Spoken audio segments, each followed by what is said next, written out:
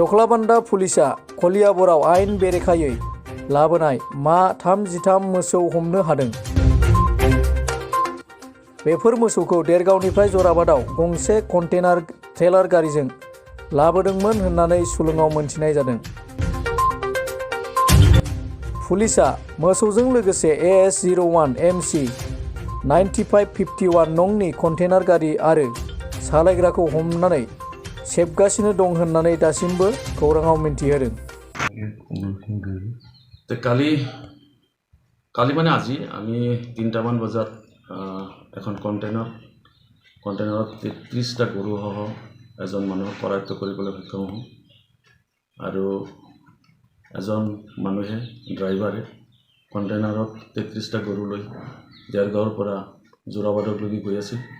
তেতিয়া আমি আমাৰ জখলাবান্দা থানাৰ আণ্ডাৰত হস্পিটেল চাৰিআলিত গাড়ীখন ৰখাবলৈ সক্ষম হওঁ। তাৰপিছত দেখা পাওঁ 33টা গৰু আছে। আমাৰ সন্দেহ হৈছে যে গৰুকেইটা ক'ৰবাৰ পৰা চুৰি কৰি আনিছে, সেয়ে সিহঁতক মই থানালৈ লৈ আহিলোঁ। কেইটা বজাত ধৰিলে? এইটো ৰাতিপুৱা 3টামান বজাত। দেৰগাঁৱৰ পৰা আনি আছে। কোনে নি আছে? এইটো যোৰাবাদলৈকে লৈ গৈ আছে। কেইজন কৰায়ত্ব কৰিছে? এজনক কৰায়ত্ব কৰিছোঁ। গৰুবিলাক ক'ত আছে? গৰুবিলাক গৰুচালাত ৰাতি জমা থোৱা হৈছে।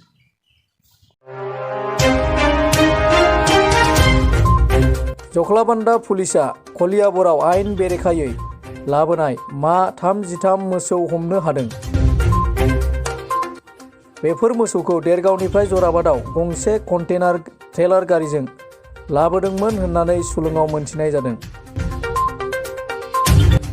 पुलिसा मोसौजों लोगोसे AS01 MC 9551 नंनि कन्टेनार गारि आरो सालायग्राखौ हमनानै सेबगासिनो दं होननानै दासिमबो खौराङाव मिन्थिहोदों।